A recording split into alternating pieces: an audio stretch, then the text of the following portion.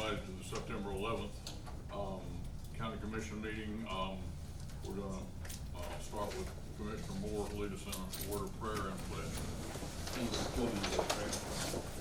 Father, we thank you for this day. We thank you, dear Lord, for all the blessings you have bestowed upon us. Father, we just thank you for your grace and mercy.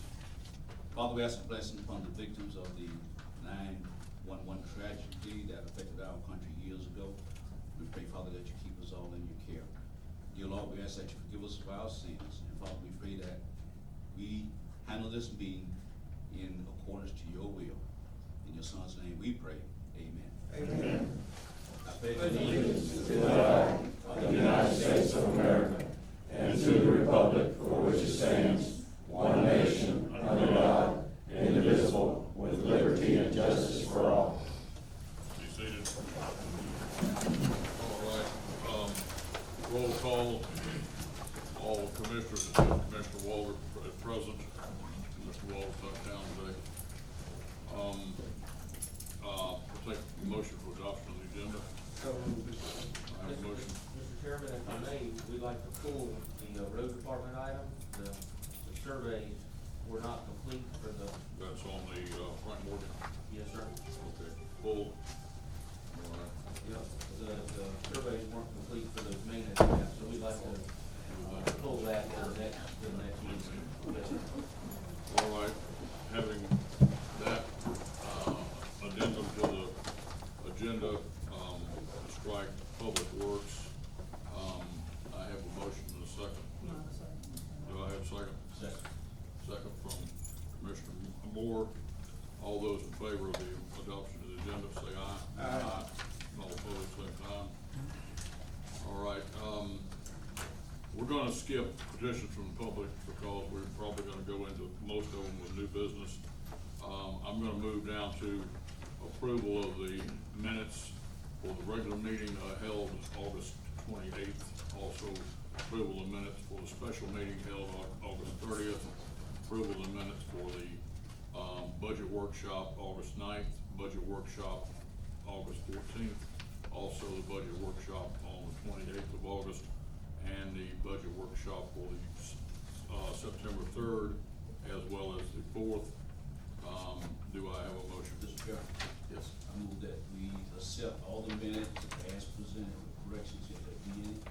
Second. I have a motion and a second.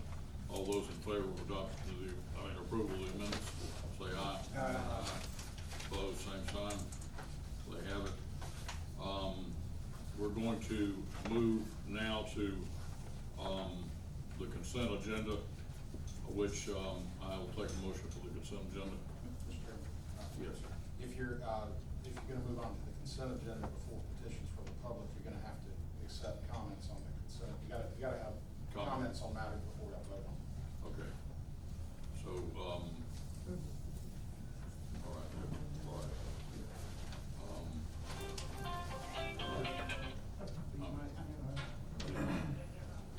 Okay. All right. That's probably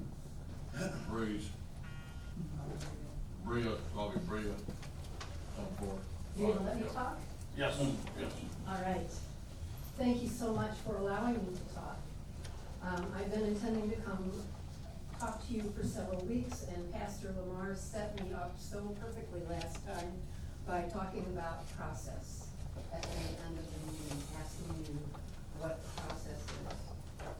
I've been attending these meetings for quite some time. I also attend NCDC, Planning and Zoning.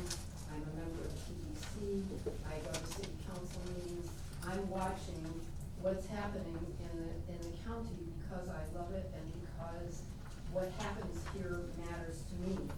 My home is here, my community's here, and what you do matters to me. So I see some really good things happening. I see all of you being much more professional, how you interact with each other, how you dress, the way that you pay attention to the public as people come up here and talk to you. Way, better than it was when I first started coming to meetings. I see, but I have a concern about process. So two improvements that I've seen, Renee Dumps with the RV park, figured out some of the holes in her process. And she learned what her process is, and she came to you and really amped it up. She is doing a great job, and it is supporting you beautifully in how she is moving forward. Another great improvement is what Phyllis Williams and Brenda Graham are doing with TDC. They have a process in place that they're paying attention to. They have paperwork in place that they can refer to you, and hopefully, you've read the paperwork in your packets today, and you will see how that is supporting you in making a decision that will come before you today. But there are things that are not working so well. In the last meeting, the county employee, I believe his name is Frankie Robinson, came to talk to you. And in the beginning, he made 2 requests of you. The first one was that the county consider sending out letters to property owners whose property was going to be affected by what the work that his group was doing.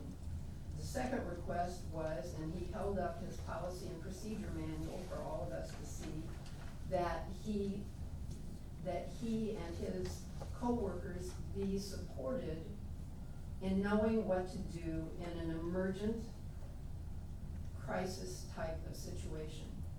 Both of those requests got bypassed in the emotion of what happened with the sheriff's office. That was not his intent, I believe. His intent was to seek support for him and his coworkers and how he does his job. The process is really important. The blue building, we saw at the last meeting, how process might be questionable. You directed Brian Kaufman to, in light of the possible sale of the blue building, to find new homes for the current tenants. He went out and did that. He did a great job. He moved on it, he was prompt, there was an immediate response, but then the issue of process came up of how does all that work. The last example that I want to talk about, and I think maybe the most important, is with MCDC, the Madison County Development Council. For me, that's one of the most important councils in the county. Our economic development is questionable from time to time. That committee meets only once a quarter.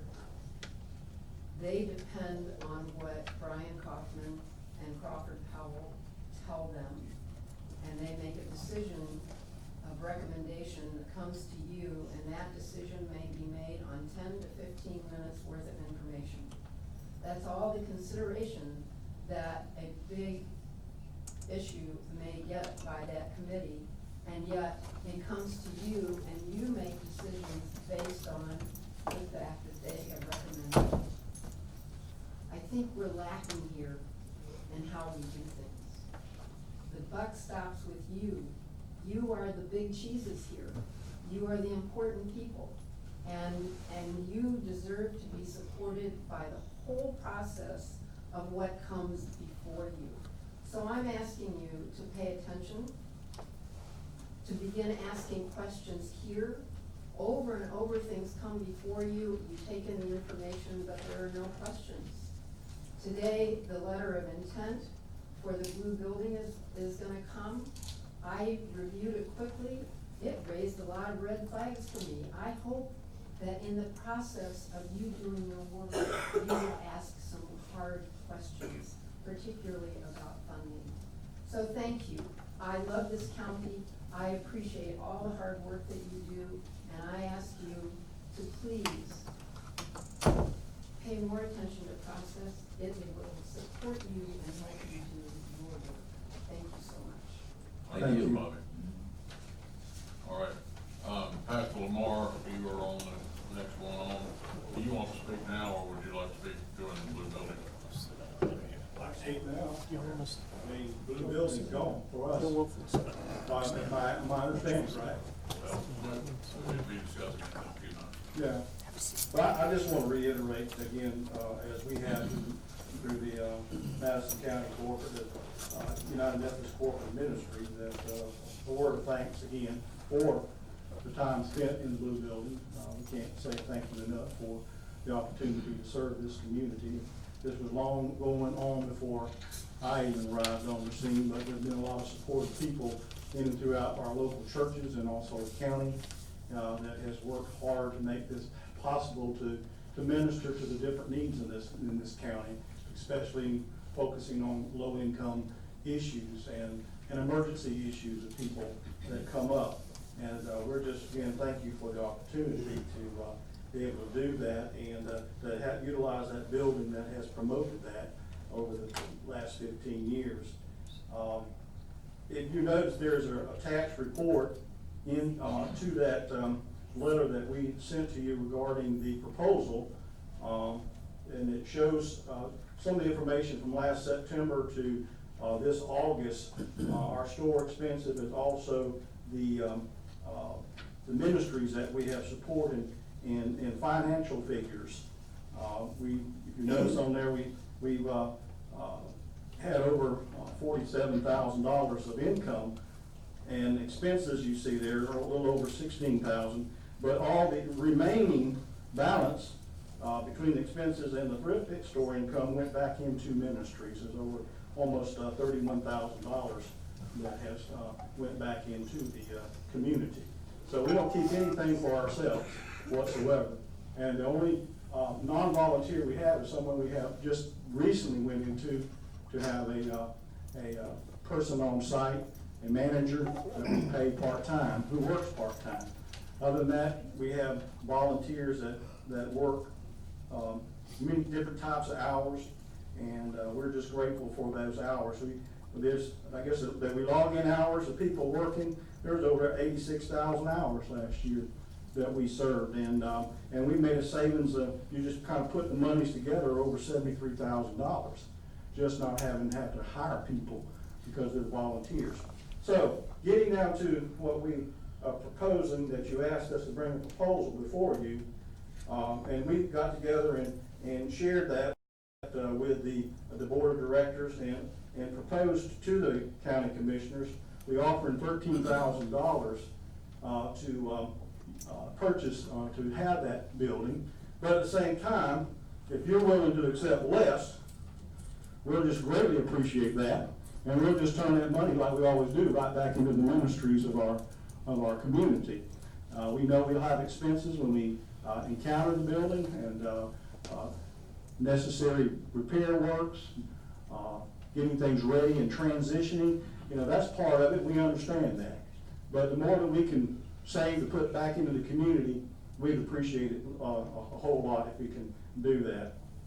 But this is contingent on asking that we get a 30-day, allow 30 days for a building inspection to make sure that the building is suitable for us, that there is no asbestos, mold, mildew, or any other hazardous conditions, so it can be insurable for us. We're gonna get into that. Okay, all right. So anyway, that's kind of what we're looking at. So we made this proposal, and we thank you, and we look forward to serving another year, starting our 16th year of ministry. So we're grateful for the opportunity, and we're grateful for your service in the county. Thanks again.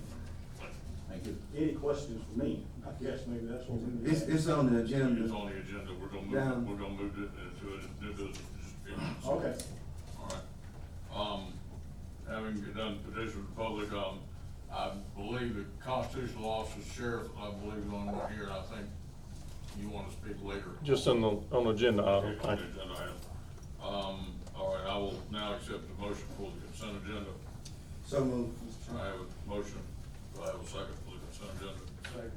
Second, and, all those in favor of the consent agenda? Aye. All opposed, same sign. There being no unfinished business and public works has been stricken, we will now move to the, new business section. Mr. Chair, Yes. before we leave Public Works, I have a concern from a constituent. All right. I don't think this is gonna take any board action, but I just need to let Lonnie know concerning Honey Lake. Bill Crowder. He reported some trees that need to be looked at.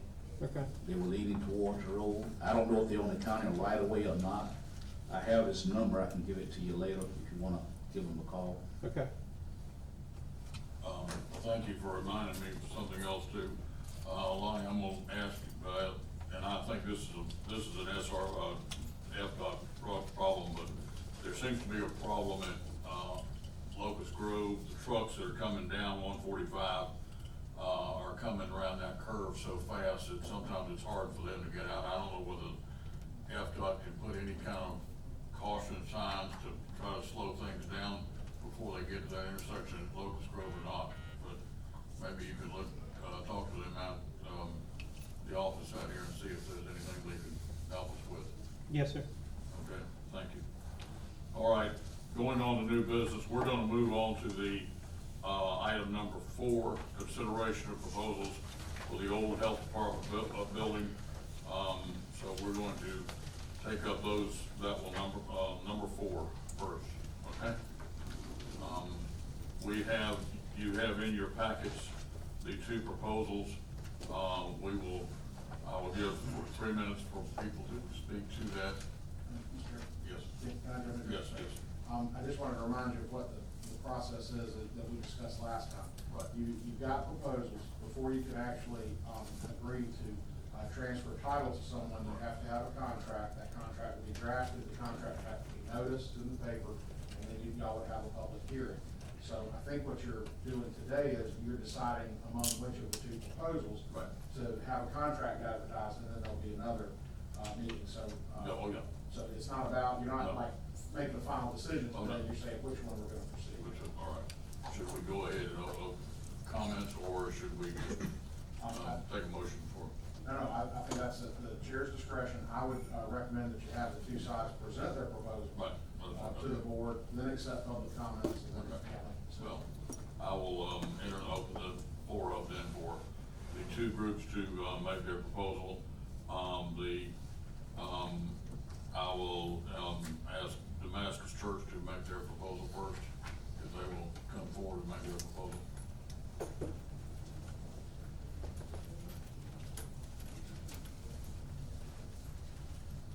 Good morning, Commissioners. Good morning.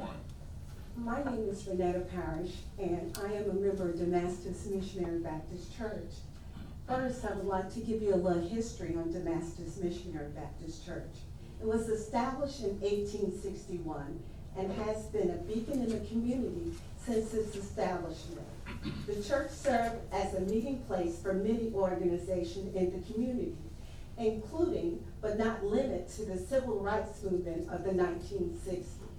Damascus served as a school for the African American students when their institution was burned, and served and host for all baccalaureate and high school graduation ceremonies for the old Madison County Training School.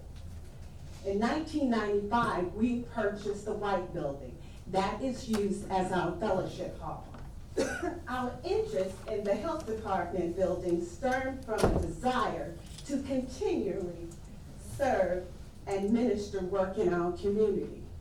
Number 1, we established a partnership with the Madison County School District to provide after-school tutoring, offer GED classes, as well as an apprenticeship. An apprenticeship that we have got and host with a lot of the retired teachers to do carpenting, tile laying, fence building, cement finish, upholstery, catering, alteration, picture framing, and other trades. We also would like to go into a partnership with the health department that would like to offer information and training designing to increase healthy eating habits, as well as a physical exercise for youth and seniors. We're forming a partnership with the City of Madison Police Department to establish a youth league designated to help children in our community learn and practice safe habits, skill, and living safely in our community. Currently, the Farm Sharing Group meets regularly at Sumter James Park. with the adjustment of our building. During the winter month and inclement weather, we would like to offer the facility to the group as a dry and warm place to continue serving the community. Many organizations in our community could benefit from the use of the building as a meeting place. The NAACP, Zeta Phi Beta Sorority, the Madison County Charmettes, the Madison County Retired Teachers Association, to mention a few. We are excited for the possibility for continued service to our community. This acquisition of the building will provide, and we pray that the commissioner will look favorable upon our request and accept our offer. Thank you for your time, commissioners. Thank you, Ms. Harrison. Thank you. All right, I will now, entertain speaker for the, United Cooperative Ministries, thrift shop. You heard him. You heard, it. Okay, I'll spoken. All right, bring it back to the board. Mr. Chair, I thought we were taking comments from the public. Yes, we can, any other comments from the public, anyone else would like to speak?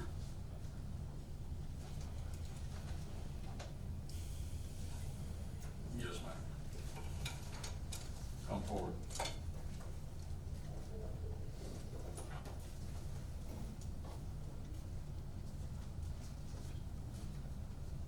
This is early for me since I'm retired. And I'm also old.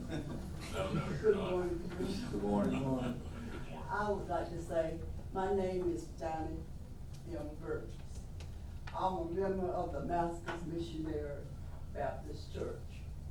And I want to say a few words concerning the building across from Damascus. Now, I was told I think it was a few months ago, that the county gave the old jailhouse to the church across the street from it. And you know, I thought that was a good idea, because it's right across the street from that church.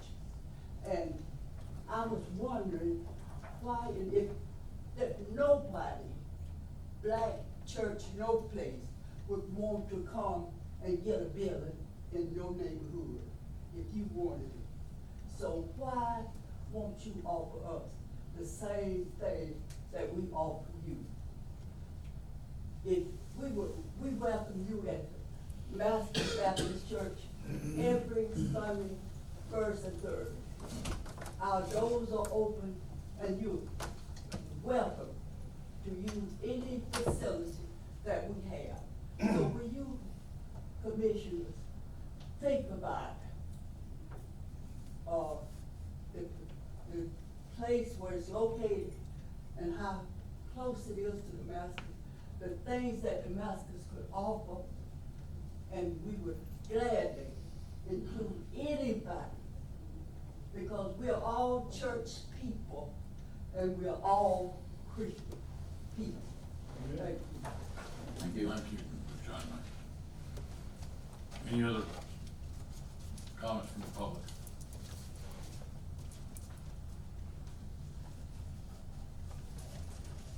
Hearing none, I will bring this back to the board. I have a motion for either consideration to accept either the thrift shop proposal or the Damascus Church proposal. Yes, absolutely. Go ahead. I guess my question was, a few questions I had is, for Damascus Church, some of the items things you propose doing, are those proposed things you're doing, or stuff that are currently going on and Well, you the need a one- place to do it, or if these are plans to do after, if you acquire the building?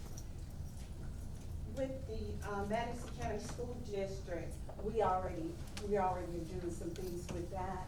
And also with the police department, the city of Madison, those are things that we're already doing.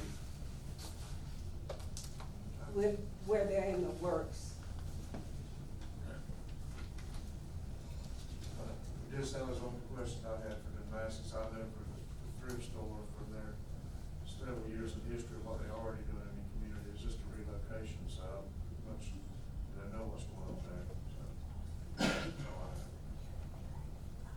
Can I say something, Mr. Chairman? Yes, absolutely, Commissioner. And I guess I started out saying, thank the United Methodists for what they have been doing in the community. 15 years ago, I was sitting on this board when we allowed them to use the blue building, and I think they have done an outstanding job. And one thing about Madison County, we don't have a whole lot of buildings.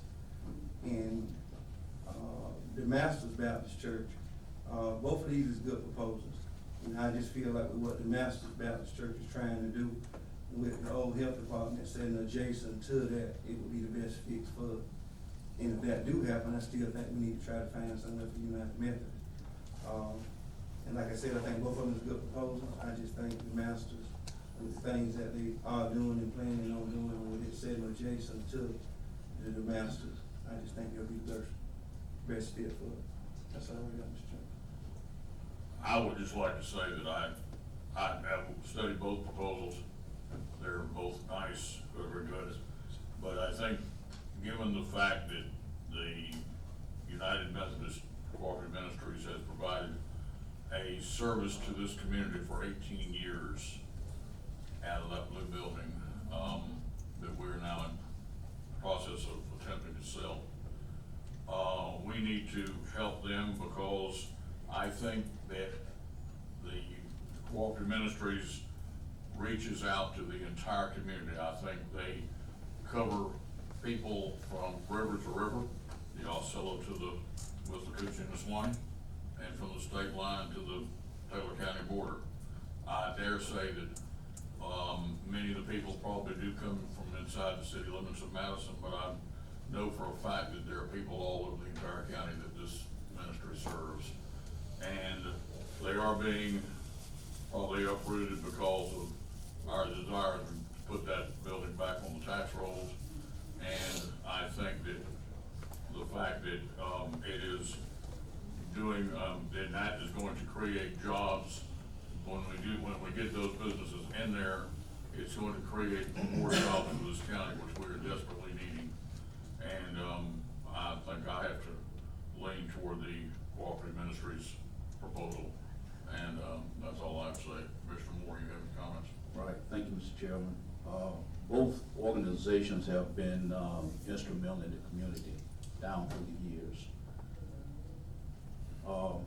I think I need to ask council this, Mr. Chairman, you said about putting the tax rolls, putting the building back on the tax rolls. I think both entities are 501(c)(3). You talking about the old health department building? No, Damascus and Yeah. William. Regardless of which entity were to acquire title to the building, both of them, is my understanding, are charitable organizations that would not be subject to tax. So the old health department building, I don't think either way is going to be subject. Right. We're just talking about that. Yeah, I understand, but I just wanted to get it clear in my mind. And as I said, both organizations have been doing good things for the community. I went by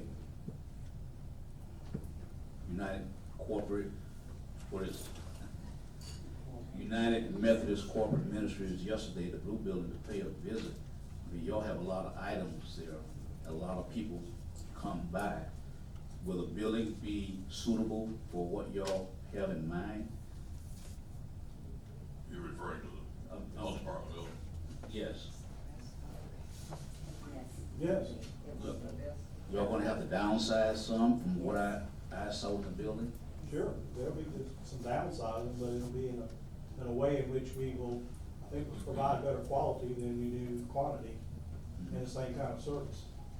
Yeah, and I was on the board back when y'all came, I think, Reverend Peck, back in '02, and y'all asked for some space to help with the missionary work that y'all have planned. Y'all have done a good job at it.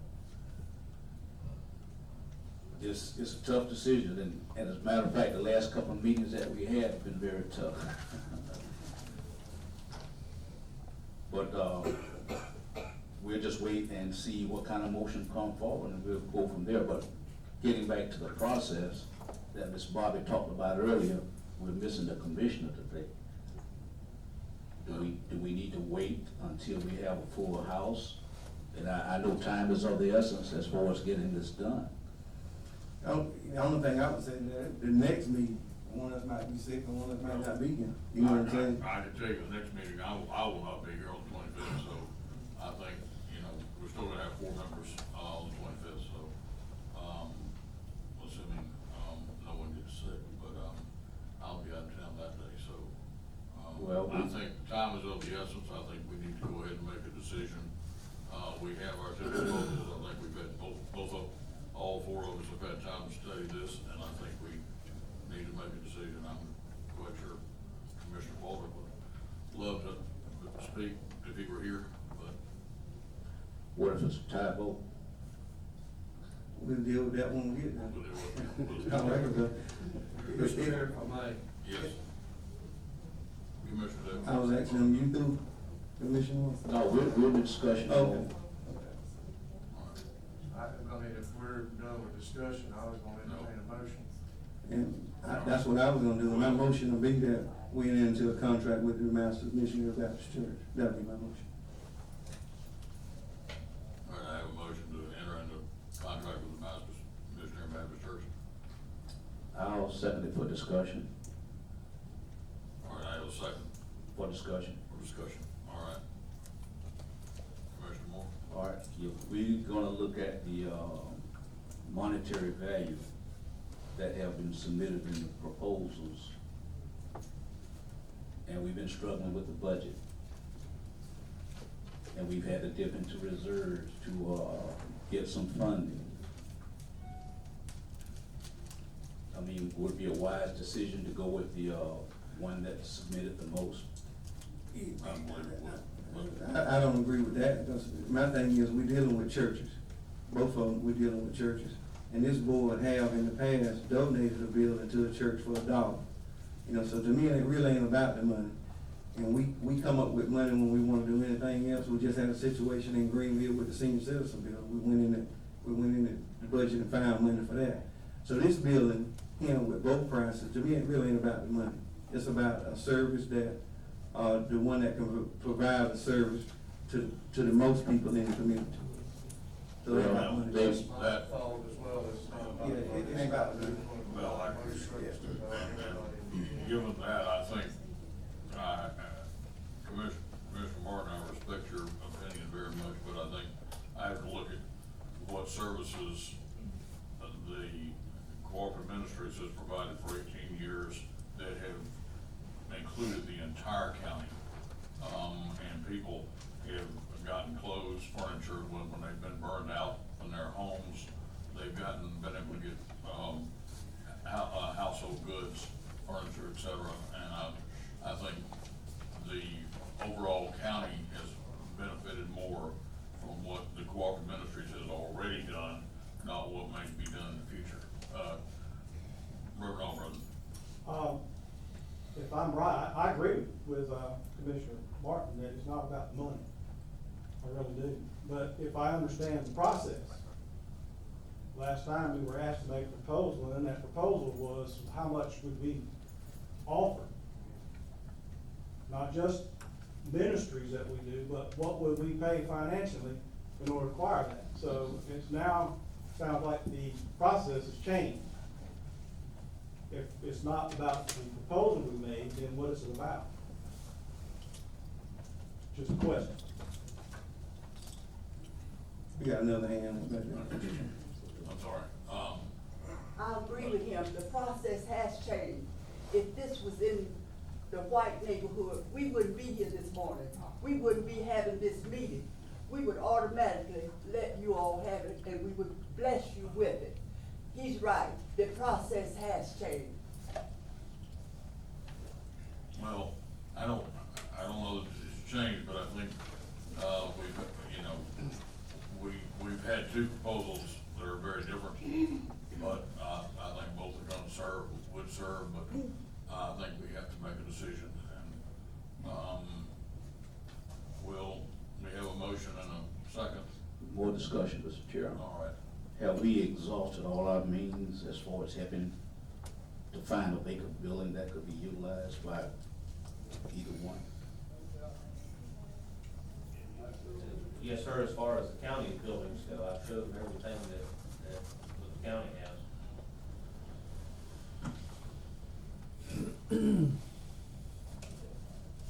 got some hands up back there, Mr. Chairman.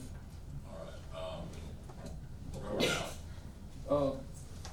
Mr. Chairman, I just wanna make sure that you understand, and the commissioners understand, that we didn't even know that Damascus was interested in that building until just a few weeks ago. We understood that only the hospital was, and then they dropped out. This has never, ever been a racial issue. This is a service issue, and just make sure you understand that. I don't think there's any question that Okay. this, serves, this, Court Ministries has served both white and black in this community, and as well as Hispanics. I don't think there's a group that has not been served. Ms. Sharon? I just want to say that I have worked at the thrift store for a long time. We have all kinds of folks who come. This is not black and white. This is, as a matter of fact, the vast majority of our clientele, the faithful people who come all the time and purchase from our store, are black. So this is not about, if that's a black community, I wasn't aware of that. You know, it doesn't matter to us.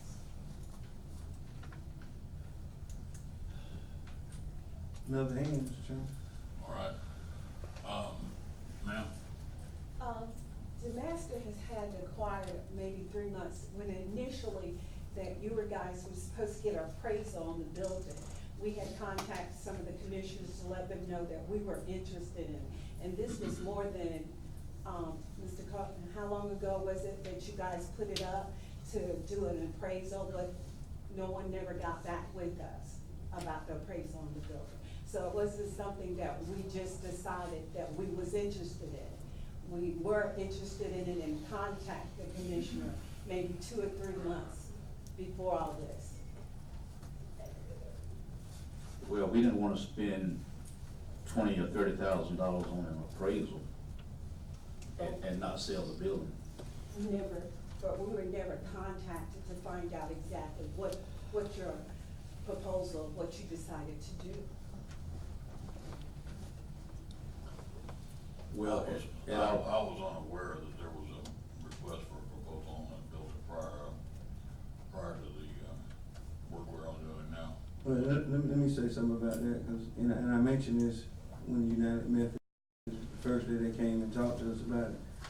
I was contacted by the Damascus Baptist Church about the building, and at the time I told them that we hadn't decided what we was gonna do with the building. And at that time, the board asked Brian about looking at an appraisal. And when Brian come back and said the appraisal was gonna be $5,000, we didn't decide what we was gonna do. Okay. And I told Damascus, whenever we decided what we was gonna do with the building, then I'll contact them back. So that's how all that. You know, if I don't mind, if I can add to that, Sure. I think our intention was if it was gonna go out on the market for sale, and we were gonna market it for sale, for business or industry, we wanted to have an appraisal to see what we were marketing for. But then once we started having interest from faith-based groups and such as that, then our said, well, maybe we don't wanna do that, so if we don't need to do an appraisal, we'll dispose of it in that manner. And one thing that really sparked it was the gentleman that showed interest in the Blue Building. Right. That's kind of what made it got faster, then, you know what I'm saying? Then we said, we gotta help them find somewhere to go, and then it started. Right. And I think we've got an open, going business that's already in operation that we need to really seriously consider helping find a new location, because, I think without a doubt, we probably will be entering into a contract to sell the Blue Building, which will, like we said, put that back on the tax roll. Any further discussion? Call for the question. All right, I have a question, call for all those in favor of the. Mr. Chairman, could you repeat the motion, please? The motion was to accept the Damascus, proposal. No, the motion was in, let the clerk read the motion. It was in into a contract. Motion was to enter into a contract with Damascus Missionary Baptist Church. So that'd be prepared the contract notice. Right, okay. All right, all those in favor, Aye. Aye. all those opposed? Opposed? Aye. Okay, we have a split vote, 2-2. Mr. Chair, if I may, I'd like to make another motion to enter into contract with the United Cooperative Ministries, Methodist Cooperative Ministries. I'll second that motion. Okay. I'll pass the gavel. I ain't right. I ain't right. Well, ain't no, my vice in here. I ain't the third right. You make the motion, I ain't the third right. All right. I'm not the vice either. No, we don't have vice in here. Can I pass the gavel? You got to pass the gavel. I know. Now, the vice chair and chair, I rotate numerically, so the next one is Commissioner Martin, of course, he does, or I'm sorry, Commissioner Moore is the next one after Mr. Walter, because it's District 1 and 2 is Walter, 3 Right. is Moore. Now, of course, no commissioner has to accept the gavel, Yeah. this gets, if they don't want to, and they can just keep on rotating there. So the next one is Commissioner Moore, then Commissioner Martin, then Commissioner. Commissioner Moore, will you accept the gavel? I will second the motion made by Commissioner Davis. I've heard the, motion to go into contract with United Methodist Cooperative Ministries. Are we ready to vote? All in favor of the motion, let me know by the sign aye. Aye. Opposers? Aye. Mr. Chair, Yes. let me pass the gavel back to you. Councilman, with a motion to table this being on, I think you've got a couple of things you can do. I think you can, you've got a 2-2 split, you've got a commissioner absent, you can continue this proceeding to the next meeting, where hopefully you'll have 5. I know the chairman said that he's not gonna be here for the next meeting. That's right. You can set a special meeting, and you will have all 5. The other thing you could do is, you've got, remember where we are is that whenever y'all decided you're gonna have to draft a contract, and notice, you could go ahead and draft 2 contracts, and notice 2 of them in the next meeting. We'll do that. Or you can, something else, if y'all decide we're not interested in doing the charitable organizations anymore, we're gonna bid it out. No, It's y'all well, property. I think we need to, Mr. Chair, if I may, yes. I think we need to set a special meeting. No, If you're not gonna be on the 25th, we don't need to wait till October. No, we don't. I totally agree with that. Do you know whenever Commissioner, Walter will be back? I'm not aware of that. I don't know what he's, well, we can call it. And you can just direct staff to a special meeting early as possible. That is my desire, Mr. Chair. I'll agree with that. Mr. Kaufman, if you can contact, Commissioner, Walter and find out when he will return, we need to set up a special meeting to deal with this issue as soon as ASAP, and preferably before the week of the 23rd.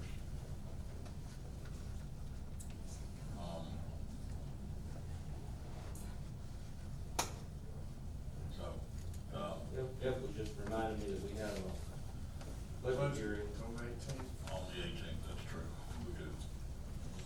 Well, that's, But we could confirm, because not every, we assume Donnie would be there, but we don't know, but we're gonna need a full quorum, so if you don't mind, I'll just poll all the commissioners and find a date that's suitable for all. 18th, will be fine with me. This The is my 18th, budget yeah. workshop. Right, that's 18th is, our- not fine with me, that's my landfill meeting night. So, sounds like a special meeting. Okay, so we have one out on the 18th. Just let, if you don't mind, Mr. Chair, let the staff figure Yeah, out. yeah. We can advertise it properly and Right. notify everybody to be here. How many days do we have to have on special? 10? Is it 10? How many, the advertisement? No, it's reasonable. Just Would reading. be reasonable, okay. All right, so we can, And I would recommend, of course, people that have made proposals, if we have direct contact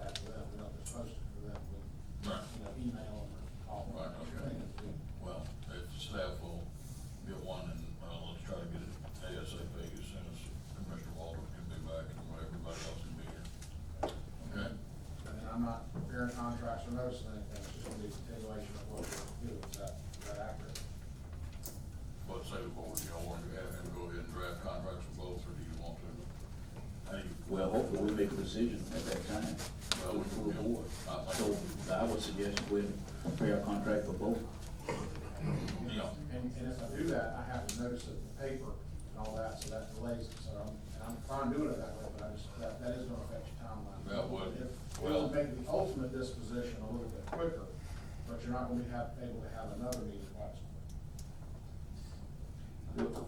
Mr. Chairman, if Yeah. I might just, I think it may add more confusion out in the community if we Right. put it in the paper that there's two contracts for the same building. Right. And so I think there'd be a lot more confusion within the community of what's going on here. I think if we just have our special meeting, Yeah. y'all decide, and then we put one contract in the paper. I think you're right. I think to cut down on the confusion, let's just, and also, I don't think we want to prolong this any longer. We're trying to, get this done, expeditiously. I'm sorry that we couldn't do that today, but I think time is of the essence, and I think we need to go ahead and just, do the vote as soon as possible, and then prepare the contract from whatever decision. Mr. Chair, while we're on the topic, is there any way the two entities can get together and maybe share the building? Ma'am? Am I the man? Yeah. Well, I apologize, last time I got so emotional that I spoke out of turn, so I'm gonna be sure that. But I just No, wanted to you're fine. remind you, that Damascus Church right across the street, I've never been in their basement, but I've been at church upstairs. So I assume that their basement is just as big, and if they wanted to have some of these issues that they're talking about to contribute to the community, they could do it in their basement, so that it's 7. Also, they also own the little white building across the street, I understand. Many years ago, I participated in a food ministry that we had there. They helped us, but it was primarily United Methodist Crossing Ministry. And so they have 2 areas that they could start some ministries that they're talking about. We have been there for a very long time and have ministered to the entire community. Thank you. Okay, we will. You got somebody else. I'm sorry. I'm McKinney Wynn from Damascus Baptist Church and from Madison County. I'd like to tell the church, I've already told the commissioners, on Sunday morning, on my way to Bible study, Spirit spoke to me that God has given you and the other church an opportunity to do the Christian thing, work together for the betterment of Madison.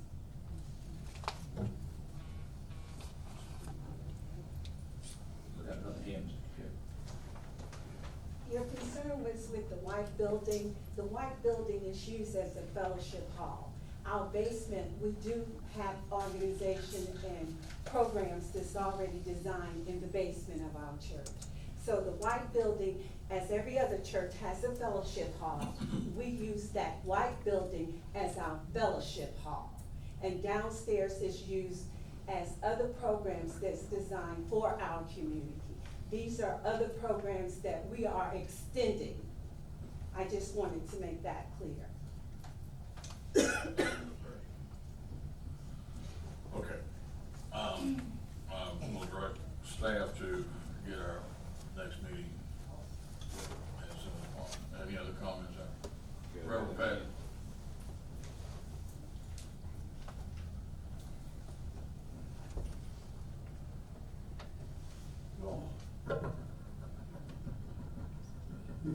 Y'all know it pretty good, been around a long time.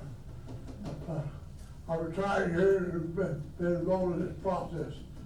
And I wouldn't be sitting in your seat for anything today. Because you got a little challenge. But there's one thing, it's time for a retired pitcher to see a microphone and a bunch of people and not say so. So what I want to say, in spite of what any of us think will leave this room, God loves every one of us. Amen. Right, or voice, or whatever.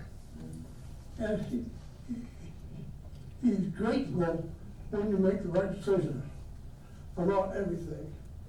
Well, I guess I could go on, but I don't think I should. Thank you thanks for your time. All right, thank you. I'm going home someday, I will look down on you guys and see you keep doing it. No doubt that you'll be watching. Thank you, Ray. Mr. Chair, one other thing. Question for council. Is there any kind of a process we can define? No, this is the second time this has come up. We had a fellow give bid at the podium after we accepted some sealed bids. Can we identify some type of process where this won't happen again in the future and put it in writing? Sure. It is not difficult to have a process when you're trying to get the greatest economic return for the property. So if you're trying to sell it, it's very easy to say, well, we're gonna do a sealed bid and whoever offers most money. That's easy enough. The problem comes in is when you're using your authority to try to help the community and charitable organizations that do good works. The only way really to do that, if you've got competing folks, is to look at their proposals and decide which one you think is the most beneficial to the community. There's not really a good way to do that other than just have both proposals sit and probably be on the side. So that's why we're kind of in this position. Okay.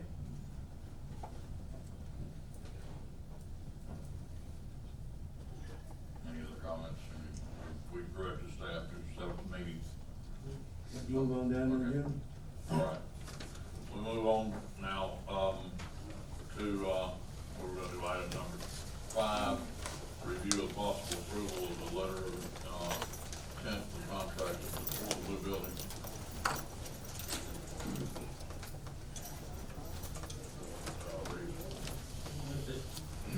Mr. Chairman, if I may, y'all received a copy of the contract, Mr. Reed drafted over the weekend. Crawford has been in contact with the affected buyers, and we are trying to get a hold of their attorneys to review that. So today, we're really not prepared to ask you to move on this, because we don't want y'all to move on it, and then the other attorneys say, oh, well, I need to change this and this and this. So what we are prepared to do is bring it to you, and I think y'all looked at it. Is this the direction that you want us to head with it, is to put this contract together, and it would go through the same process as Mr. Reeves mentioned. It would be advertised in the paper, and then it would come back before a public hearing. But, in trying to go back and forth with them and their attorney out of town, we wanted to make sure that when it does come to you, that you move on it. It is agreeable on both parties, and we're not able to do that today. But it's in substantial completion, but, any change would have to come right back to you. Right. So we want to just go ahead and just ask you if this is the direction you want us to head with the contract. And what we did was we used, substantially similar contract that we used with, certified towing. Right. And so, Mr. I Reeves? think some of the things that are a little different. What we did was, the contract provides that before closing, that they would have to come and have a development plan approved by this board. So in other words, they're gonna have to show you, before you close, before you transfer title, they're gonna have to have a plan. And that plan would say, well, we're going to do this type of business and facility, and we're going to refab it, refurbish it in this manner, we're gonna expend this amount of money, all that sort of stuff. They're also gonna have to show you that they have the financial means to do that. They're gonna have to either show you loan commitment or funds on hand, those types of things. Once they do that and have the plan together, then you would go ahead and close. After closing, they would have, and I forget the exact date, so then they have a year to complete the refurbishment, and building and 50 employees within, I think, 2 years. Right? And I don't remember exactly. And so that's kind of the way you would do that when you've got a you're giving someone a facility for economic development purposes, you have to put some strings on it. They show that they are required to use it for economic development. One of the things though that will come up and has come up in the past is that many times when someone takes one of these facilities to turn it into a factory or whatever, they're going to need to put a mortgage on the property, they're going to need to borrow money. And so what we would most likely end up doing would be doing a subordination of our reverter clauses to that mortgage. So in other words, if they borrow money to put money into the property, to refurbish the property, then that, if that's not paid, well, the bank's mortgage is gonna have to come in front of our reverter clauses, because they won't have any money to Of course. refurbish. And so that will probably come back. Council, the amount that you have in the contract, would that cover all our expenses, $1,500, a survey, tile search, and all that good stuff? And what I did was, the way we had set it up before with certified code, we had basically said, okay, well, they just have to pay all the closing costs. The problem with that is this: there's certain costs that have to be done before, that have to be incurred before closing. And so if you don't end up closing, then the county just eats that. So what I did here was, I moved the search and examination fees for the title commitment and the cost of the survey, I moved that over to the county to pay, but then made the purchase price $2,500.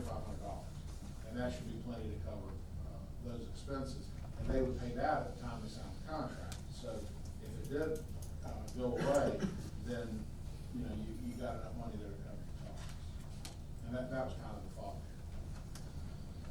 In the survey, of course, now we want to be the ones doing the survey, because where those lines, so we've got to still have the jail right next to it, so where those lines are, you want to be very certain that those are done properly and the survey's done. Right. And, Powell? Yes, sir, Mr. Kaufman covered most of it. The principals agree with the contract in general. There was some terminology on the subverter clause that they wanted to make sure met the SBA financing requirements. And so they had asked that, because their attorney has not had time to review it, that they agree with it in principle, but they just wanted their attorney to be able to review it, and also probably speak to the county attorney and make some adjustments as far as that goes to meet SBA requirements. So we just asked that the commission at this point, we want to make sure the commissioners were in agreement with the contract in general, and then we'll resubmit once their attorneys have time to review. Actually, that's a great question. If, the reverter clauses are the ones that control if they don't do what they say they're gonna do, it comes back. That's in the proposed deed that's attached to the contract. So it's the last, 5 pages is the statutory deed. And then if you go to you start on page 2, it's got a reverter clause that says that, that number 2, within no later than 6 months, the developer shall show that he's begun construction. No later than number 3, no later than 24 months, the developer shows he's completed construction. And then 4, no later than 36 months, meaning 3 years, they're gonna show they've got the business up and going, and there's 50 full-time permanent employees. So that's, take care of it. Okay. All right, Sheriff, I know you had some comments on that, you spoke to me earlier, so, let you come Just a forward. point of information, Brian Kaufman came down and met with us, and also our jail personnel. We just had one request maybe to the county attorney, that in the current contract that y'all sent us a copy of, that eastern border there from the jail, we would like or request maybe some restrictive writing in there. So currently, the contract, we saw the easement is right up to the fence, which doesn't create a security issue. Even a verbal agreement, I don't think will be strong enough, that we need something in there that is a restricted area. Oh, absolutely. So If is they're, that a setback? yeah, some of the setback, I mean, we even talked about the possibility of a second perimeter fence or something which could be worked, I have no idea. But we just wanted to bring that to your attention. How far do y'all need it off that Well, fence? I'm not sure. So, with the problem's gonna be, if it is very far, then it restricts the flow of the trucks that they may have. We have, our mule trucks, and that's our only delivery gate that we have for big trucks coming into the jail, so it just needs to be a point of discussion. I feel like there may be some, and something better clarified and put in writing regarding that. Absolutely. I have no reason to think it could be certainly resolved or worked out, I think we just need, now's the time to do it. Oh, absolutely, and we had already put in the deal that the county's use, meaning the jail use, was, that their use was subordinate to the jail use. So obviously, to the extent that would ever conflict, the jail use has to take priority. But yeah, if we do need to back that up off the fence or whatever, yeah, now's the time, let's get that nailed down before anybody expends any money out there or anything else, they need to know the rules of the game. Thank you. And also, council, there's no mention in the revert clause about the easement, it's only the actual property of the new building. So some of that stuff would need to, there don't need to be 6 months waiting time. There's some construction things to protect the safety and security of the facility that will need to be done prior to the beginning of construction. If that can be done some kind of way in the legal of the revert clause. Sure. It's on page 2, it says the. Right, but there's nothing about the easement, it's just talking about the, Above the revert clause. The part of the first part, use. right, yeah. But we'll have equal ingress and egress. Okay, use pursuant to the easement granted herein shall be subordinate to the party of the first part, which is the county's use of the easement property for jail law enforcement purposes. That's what that was for, but if we need to actually, put, so many feet or whatever, they can't come within so many feet of the fence, yeah, absolutely, let's do that. Okay. Do you all have any specific feet? I think the sheriff said. And we can talk about that, and we don't, let's see what y'all are comfortable with, and we'll put it into the contract. If that's okay. Sounds good. Okay. All right, the next question is, does the board feel comfortable with this is the direction we want to go in? Understood, Mr. Reeves.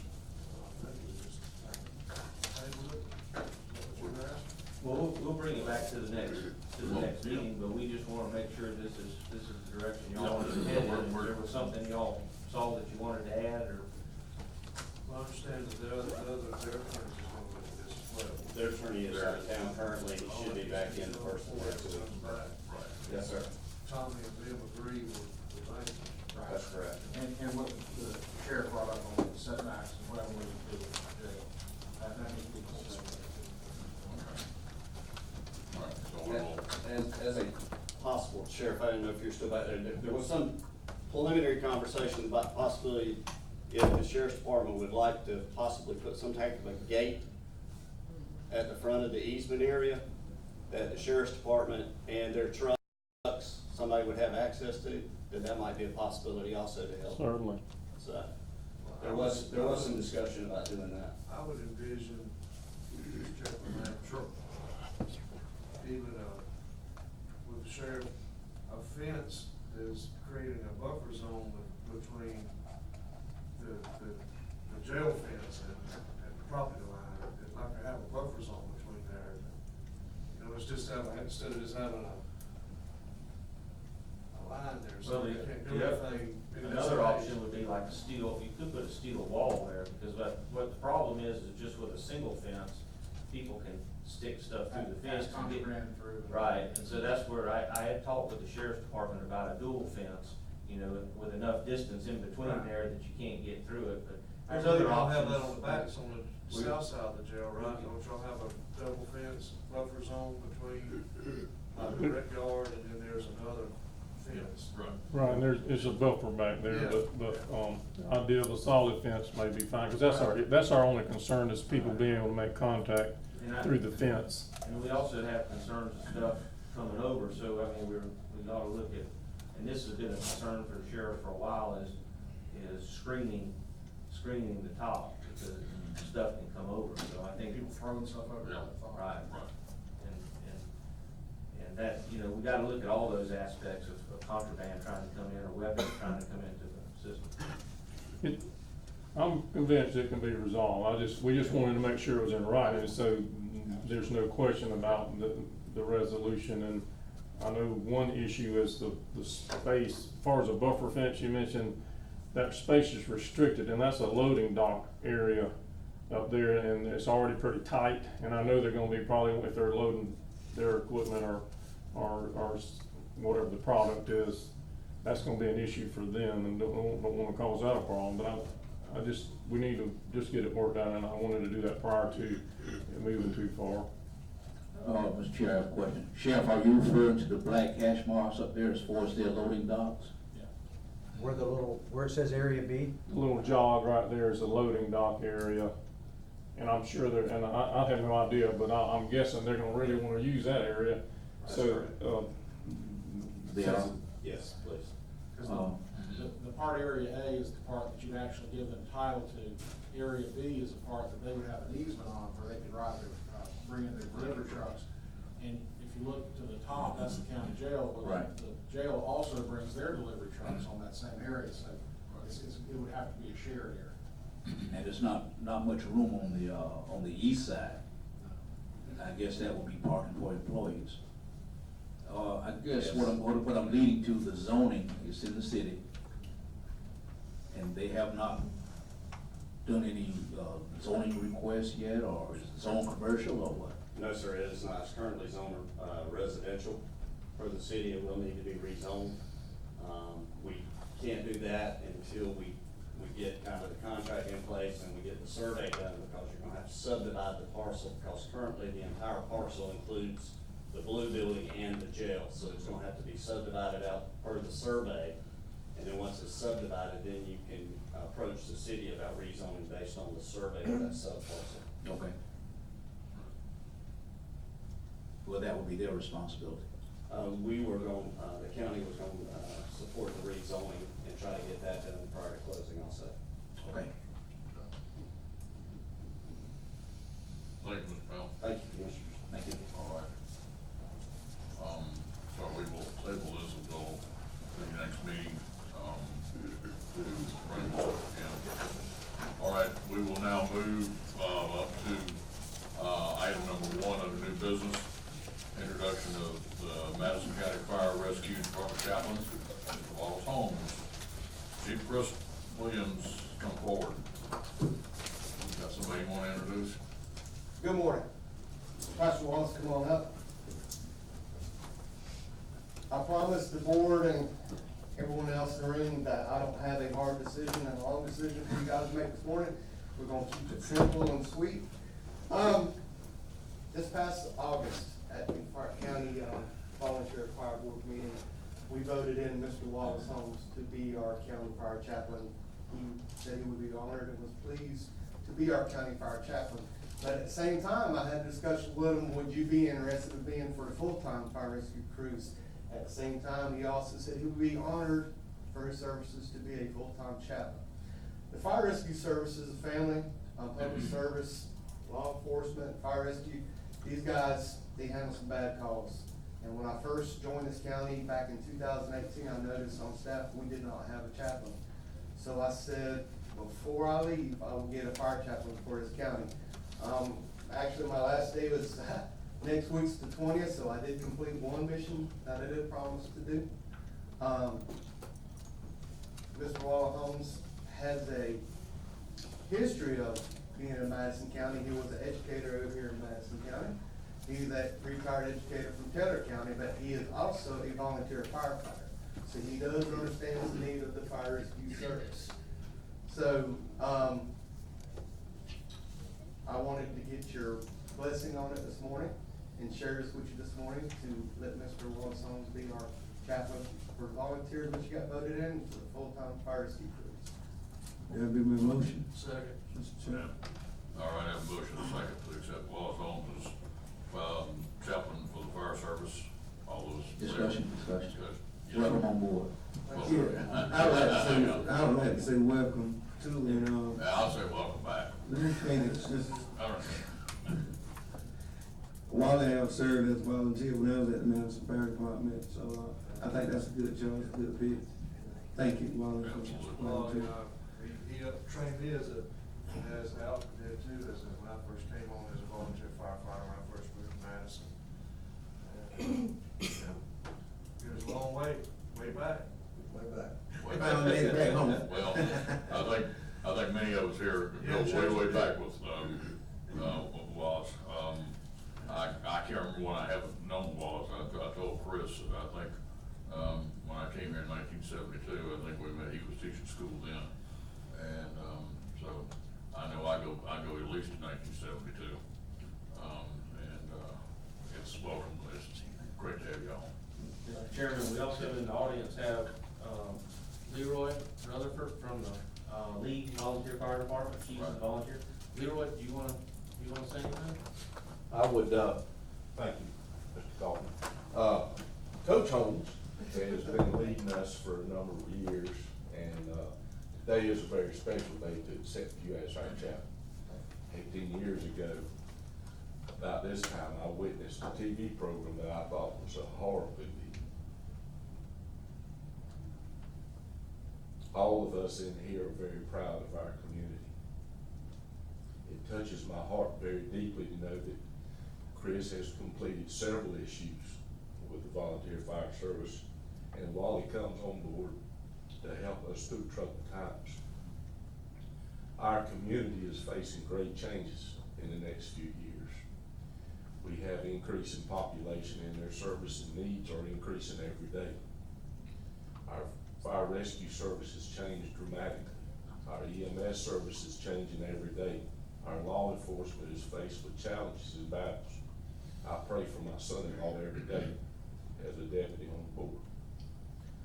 I never thought that I would see the things in Madison County the way they are today. I left Polk County for a short period of time and went back, and I'm glad to be back in Madison because I didn't like the way things were down there. The opportunity for Coach Holmes to come on, not only to improve Madison County, but Taylor County, Hamilton County, Swanee, and surrounding counties, because we as brothers in the service of our communities are all in need of prayers every day. Amen. Absolutely. Thank you so much for allowing us to select him as our chaplain. We had relied on our ministers in our churches for a number of years to be our individual chaplains. But through the brotherhood of the emergency services and public service, we need somebody that can take us through debriefing and get through these difficult times. Dealing with the tragedies that take place every day, sometimes a little decompression and a little thought and prayer goes a long ways. And we need someone. Jesus Christ we can go to every day in our own way, but every day on the road we may need somebody in our station to help with our young people that's coming on board, that's choosing the service. Maybe one day they'll be county commissioners, maybe one day they'll be firefighters, maybe one day deputies and EMS personnel. But we all have the same goal, to protect our community. And we can't do it without the guidance of Jesus Christ, and we need ministers here on earth to walk us through our daily struggles. Thank you so much. Come on, Mark. Okay. With that being said, I personally just want to take this a few minutes to thank the county administration, county commissioners. I'll call Commissioner Vickers and thank him when I first came on board. I'll call Commissioner Watcher because he picked up and continues supporting us in the county. The 20th will be my last day. I did accept a position with Bryson City Fire Department, North Carolina. The bigger boss at the house said, "You got your retirement where you want it?" I said, "Yes." I am not retiring, but I said, we can move and continue another retirement. Mr. Kaufman found out that my wife does make homemade soap. So Brian said, I'll be sitting at the house wearing overalls and a straw hat and a mountain selling soap. No, I will continue being in the fire service because the fire department is a family. I'm blessed to be continuing on with the fire service. I still enjoy coming to work every day, and ever since the mother-in-law moved in, I really enjoy coming to work every day. But I do thank the community. Sign that from the minutes. Yes, it's already. I know everything is live, for this reason I kept it clean. I do think, I can't say how grateful I am. Madison County will always be a special place in my heart. I've been in the fire service for 28 years, and that's the reason I brought a chaplain along, because we see some bad stuff. Commissioner Martin worked a fatality accident with my best friend that was a PD officer in Perry. Him and his family got killed by a drunk driver. Commissioner Martin had to work that. We do carry scars. I got several scars on me. but with having a chaplain, we will, as Chief Laura said, we will have that shoulder to lean on.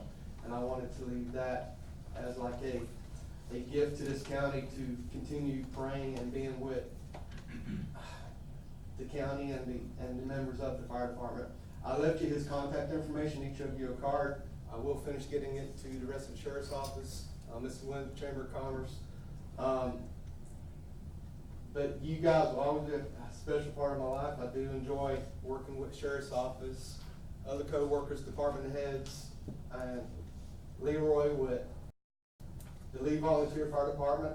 It's been a challenge with Leroy, but I think we got him where he'll be good since when I pull out here. But I just want to thank each of them. Thank you for your time and support that you have given me in this county. Thank you. Mr. Chairman, before you leave, you made a lot of improvements to our fire department here, in Madison County. Much needed improvements. Just want to wish you well in your future endeavors. Yes, sir. And thank you for what you've done for us. Thank you. I want to extend the same thing, Chris, you've done a marvelous job since you've been here, we're gonna miss you. Yes, sir. Thank And, you. we appreciate everything you've done. Welcome, Molly. Welcome on board. Mr. Chair. We'll take a vote now. All those in favor of the motion, except Wallace Holmes as the, chaplain of the fire service, say aye. Aye. All opposed, same sign, 4-0. Mr. Chair. Yes. Take a break. Yes, we can take a break. We will take a break. 10 minutes. We do have a quorum in the room. And, we will now move to, item number 2 on new business, the request for the North Florida Cattle Battle, used for the Agricultural Center, barn facilities. Mr. Okipibi. Good morning. Good morning. Chairman, Commissioners. Good to see y'all today, and, first of all, I just wanna thank you for your previous support of the cow show, cattle battle that we've done for several years, and appreciate y'all's previous support and helping us through that. And this year, we're asking to have another show on December 6th and 7th, and, this asks for the use of the facility. We will purchase our own insurance, so the county will not have any liabilities. And we promise to clean up the building after the show. I apologize, last year, we fell short on that.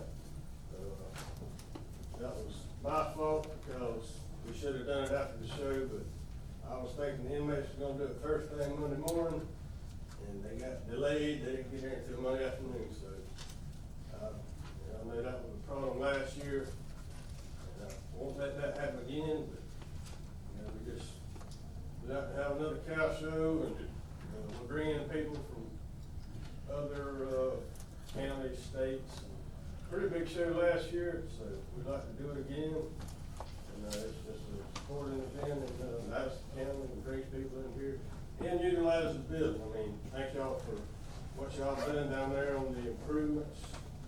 So it's a pretty nice place now, and we want to continue to use it. I just appreciate y'all's consideration. Any questions?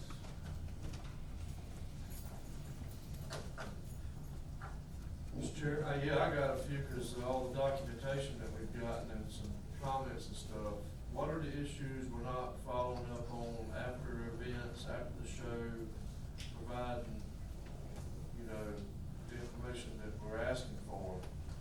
That was, normally we went through the tourism board, and every year they have helped us in the past. And then this year, they chose not to help us with the grant application so we're not, we got denied on that, but we still like to have the show, and not with the assistance from the tourism board. And I guess I thought that's why you were here, you were asking for money from the TDC. We just want to use the facility, and waive any fees. That would be, that didn't work out, so we just still gonna try to have a show. I'm just seeing the application. Well, I think, we as a board, Mr. Peavy, cannot go around and circumvent the TDC. The TDC does have an application process.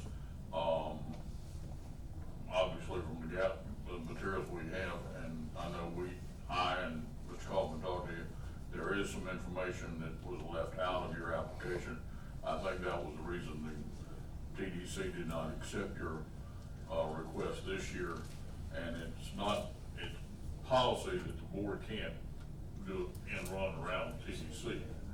Yeah, I understand all that, and I know Ms. Lewis, we talked about it, and so we're not seeking any assistance from them this year. We're trying to get everything straight for next year.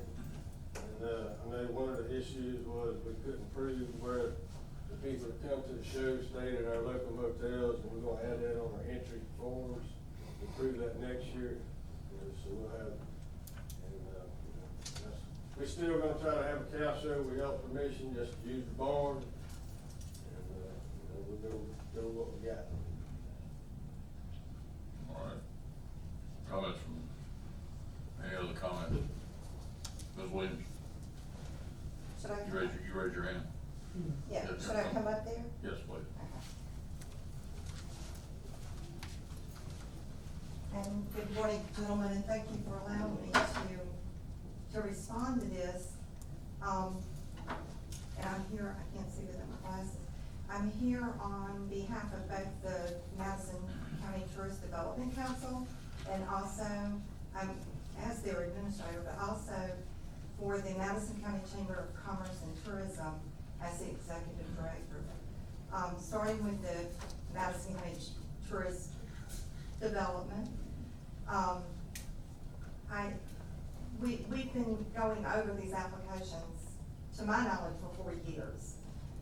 This cattle battle started under the guidance and support of North Florida Livestock Show and Sale. Since then, they have not, I don't know how many years they have not been involved in this. And in 2017, it really was a pretty good application for the grant request. It was filled out. I worked with Martha Jane, Mr. Peavy's mother-in-law, and she provided the information that we needed, but then there was no follow-up. So we've been counseling him for all these years on what exactly, and it's also spelled out in the grant application. So it wasn't that we just did like, okay, and we didn't want to approve this. He was not in compliance and just refused to be in compliance, just said, I'm not doing that. As far as the funding, it is supposed to be seed money to help events get started and then to help them grow. And then if things improve and change and grow, then we can continue to help them. But there's been no growth, there's been no changes. In fact, it's reduced in size. So we just had to make a decision this year. We just could not continue to do this. Now, if things change, then we'll go back and look at it. But as far as the use of cattle, of the ag center, we have not denied him use of that. But we did say we would require, and in this process of us, of the Madison County Chamber of Commerce becoming the managers of that building, this was not something we asked for. We didn't come to you guys and say, we want to do this, let us move in there, let us do this. You asked us if we would, and we complied, and we worked together to create our rental agreement.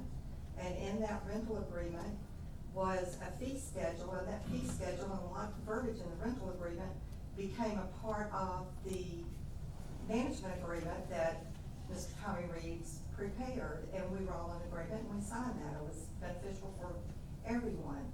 But part of that is that fee schedule, and instead of going by the regular fee schedule, we reduced it this year to $250 plus a $100 cleaning deposit, which would be refundable if they cleaned it and left it, in the manner that they should. That's all we're asking, and for renting that part, we collect the fees up to, I think, $4,000, and then beyond that, the monies go back to the county for a continuation of maintenance, repairs, improvements, and things like that. So we're trying to grow that, and we have grown the use of that. So we certainly want the cattle battle to take place there. There's no one that's against that at all. But it's imperative that we collect those fees so that we can continue to make improvements and repairs and supply the restrooms and things like that.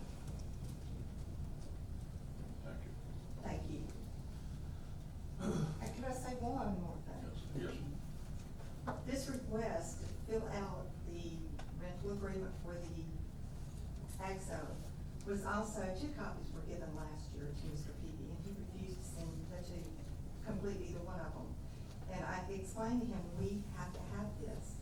And he just didn't. I said, well then, you know, there's gonna be a problem with you using the Ag Center if it's not complied with. And he didn't complete them, he didn't turn them back in or submit them. And he used the facility anyway. So that just didn't sound well with us, but where we're going, where we're going again this year, but we need that funds. Thank you. Thank you. Comment from the board? Opie, is there any reason why you can't fill out the applications? There is no reason. Just had some miscommunication, that's all. So you will take care of it? Oh, yeah, absolutely. And as far as the fees and whatnot, they help pay the bills, the utilities and whatnot. Yes, sir, I'm just asking for some help because we didn't get the tourism grant, so. Well, the reason we're not getting the tourism grant, as I understand it, is one is not following compliance with their guidelines, and then not following up on previous applications. That's my understanding. We've had some miscommunications.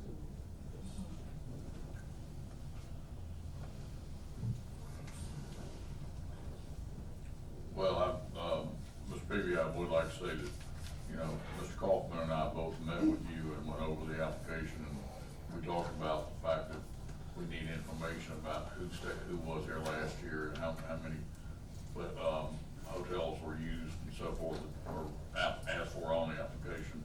And I think, you know, as I stated earlier, we can't just circumvent the tourism commission. They're the first line of process of getting the grant money for that. And I think in order, it would be ill-advised for us to just waive the fee and open it up without using the proper process. That's my feeling.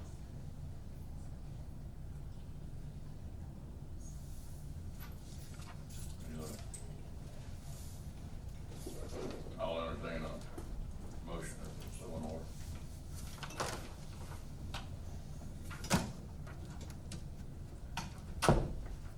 Well, if Opie's saying that he willing not to fill that out, can't we just let him go back and fill it out? That's. Yes, sir. Well, one choice would be to allow them to engage in that process. Yeah. and start the process with TDC over the Trojan. With the chamber. With that, with the chamber, I mean, yeah. I guess, if I may, Ms. Phyllis, if I may, what exactly do you need, or would you like to have to proceed to make this work efficiently for you? This form completed and the $100 cleaning deposit that will be refunded if it's clean in a timely manner, and all the information that's required in this form right here. And the fees. And fees, yes, $250. So if all of that occurs, then They can use it, yeah, I've got emails where I related that information. And let me just state that normally for an event like that, it would be $800 a day, there would be a $200 deposit. And he's wanting it for 2 days, not 1 day, but we're willing to give it to him for $250 for 2 days. I think we're being really fair on this. You know, one of the things that's required is good sponsorship. So the $200 plus the refundable deposit if bathrooms and so forth are cleaned up. $250 for 2 days. All right. And $100 deposit. Right, okay. I mean, it would be my position if that's something that you're agreeable with, because we appreciate what you do for the board and managing that facility down there and doing what you do. And for those in the groups that don't comply, then I would be all about, I would deny them. But if you're okay with those parameters, and Opie, you're agreeing to do that, and guaranteeing us that you'll do that, then, I mean, I'd like to see them, the activity continue to happen and, have that event go on, but there's things that we have to be assured that it's gonna happen. Yeah, it's just a lot different since she she's been there. Well, it needs to be. Oh, yeah, it's a nice place. It's a process. It needs to be. We got a lot of money invested in rehabbing that building and making a nice place to have community stuff going on, but we've got to also, just don't open the door, and just let everybody go in and do what they want to in there and just leave it the way they wanna leave it. We gotta have some assurances, and that's what I have to have. That's right.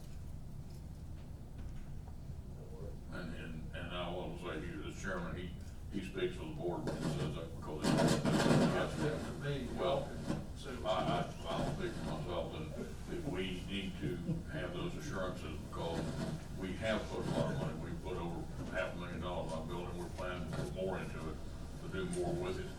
But, and we will want to have events, in the future. But we've got to have a process that's got to be compliant with. Mr. Chair. Yes. Motion is in order, provided that, Mr. Peavy follow the requirements set forth by Ms. Williams. I move that we, allow the event to happen. Sir. All right, I have a motion and a second to, ask Ms. Peavy to comply with Ms. Williams' request and allow the event to go forth. All those in favor? Aye. All opposed? Same sign. 4-0. Okay. Thank you. Would please, I would, Ms. Williams, like to have a follow-up, maybe, A follow-up what? at the end of it, how everything goes. Oh, okay. Yes, follow report. That, for me personally. I would like one to thank you. Just bring it.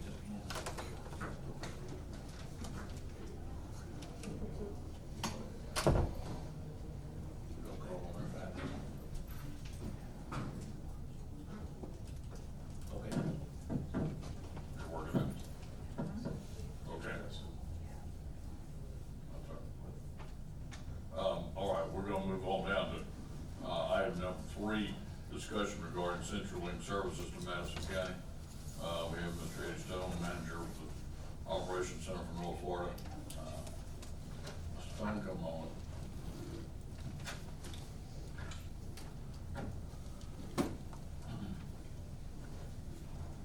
Good morning, Mr. Chairman, Commissioners, how are y'all today? Morning. Good.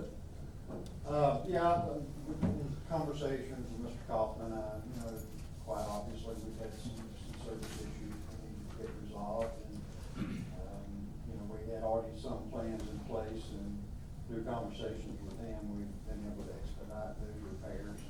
I'd like to introduce Becky Hollis, she's the supervisor. Becky's in the back there, she's the supervisor for this area.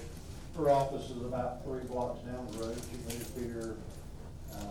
moved her office over here about 6 months ago, to get closer to her customers and her technicians and provide a better quality of services. Taking some steps to shore up some of our processes. Discussion with Jim Olson is also in the back. Jim was previously had this area. Jim has moved on to more challenges, and so trying to shore up the processes here and the handoffs. One of the items that's become very clear is when we've had some road projects, we haven't been responsive in getting our facilities out of conflict with road work, and it's created some outages for our customers that have been quite extensive, and temporary repairs were not resolved timely.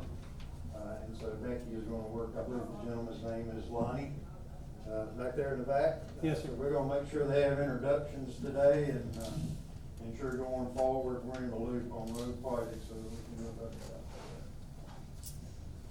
Mr. Chairman, if Yes. I might add just a little bit, that, the board, I spoke to Mr. Stone and told him that the board had received a lot of complaints from the public about CenturyLink service, and as I was speaking to him and asking him to come to the meeting and talk to the board, is a lot of the problems seem to be in the interaction, when you call the call centers, because now it seems like there's a big call center that you call, but, the public has always been pretty happy with the technicians that show up and live here in in Madison County and do a good job. And in fact, Billy was telling me about some that he had not long ago, but they do a good job, but there seems to be some kind of a disconnect sometimes when you call this big service center or wherever, and them getting the tickets to the local office.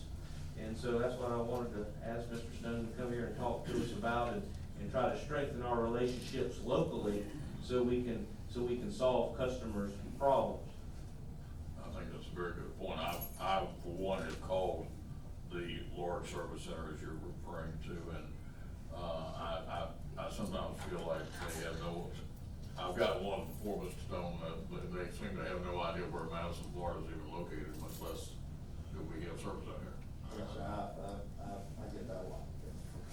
Yeah, Mr. Chair, excuse me, I've gotten some, calls from constituents that, have been having phone problems, cables on the ground and whatnot, thrown across railroad tracks, in trees. And a lot of those issues have been resolved, but it's taking a long time to get them resolved. And at the same time, it, interferes with their telephone service. Absolutely, and we want to expedite this there. Becky's gonna make sure that happens. Okay.